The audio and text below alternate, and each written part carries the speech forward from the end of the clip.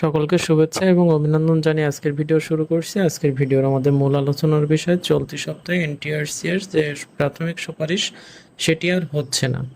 এখন এই বিষয়ে দ্য ডেলি ক্যাম্পাসকে এনটিআরসি জানিয়েছেন যে চলতি সপ্তাহে এনটিআরসি-কে জানিয়েছেন চলতি সপ্তাহে প্রাথমিক সুপারিশ হবে কিনা। এই জবাবে কর্মকর্তারা বলেন যে সম্ভাবনা কম। এখন তাহলে আমরা বুঝতে পারছি যে চলতি সপ্তাহে কিন্তু আমাদের এনটিআরসির যে প্রাথমিক সুপারিশ এটি হচ্ছে না। এখন কেন হচ্ছে না এই বিষয়ে যদি আমরা একটু বিস্তারিত জানতে চাই, তাহলে সেখানে আমরা যে দেখতে পাই যে 18তম শিক্ষক নিবন্ধন উত্তীর্ণদের মধ্যে প্রায় 6,000 প্রার্থী নিবন্ধন সনদ সংশোধনের আবেদন করেছেন। এখন যে 6,000 প্রার্থী নিবন্ধন সনদের যে সনদ, এই সনদ যে সংশোধনের আবেদন করেছেন সে বিষয়ে তাদের সনদ সংশোধন না করা পর্যন্ত ষষ্ঠ গণবিজ্ঞপ্তির সুপারিশ হবে না। অর্থাৎ সনদ সংশোধনের কাজ চলছে। এখন এই সনদ সংশোধনের প্রক্রিয়াটি পুরোপুরি শেষ না হওয়া পর্যন্ত কিন্তু নিবন্ধনের যে প্রক্রিয়া ফল আর কি এটা প্রকাশ হবে না। এখন এছাড়াও আরেকটি বিষয় হচ্ছে 18তমদের যে 35 ঊর্ধ্বদের যে বিষয়টি ছিল এটি নিয়ে আদালতে একটি রিট চলছে। এখন এটির একটি আর কি ফলের সুপারিশ না হওয়া পর্যন্ত কিন্তু এটি প্রকাশ হতে পারছে না।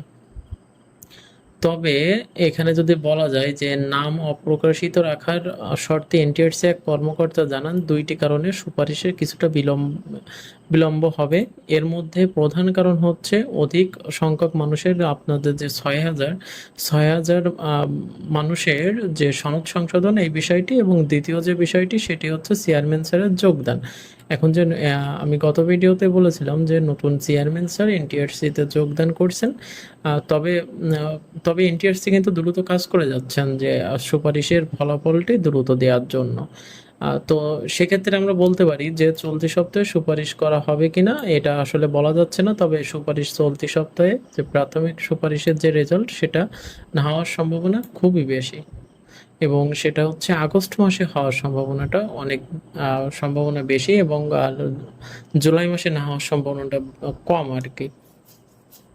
ওকে, তো এতটুকুই ছিল আজকের ভিডিও। আর আপনারা আমার ইউটিউব চ্যানেল নতুন হয়ে থাকলে অবশ্যই সাবস্ক্রাইব করবেন এবং প্রতিনিয়ত এমন আপডেট নিউজ পেতে চ্যানেলটির সাথেই থাকবেন, এবং আপনাদের সকলের সুস্থতা কামনা করে আজকের ভিডিওটি এতটুকুই শেষ করছি।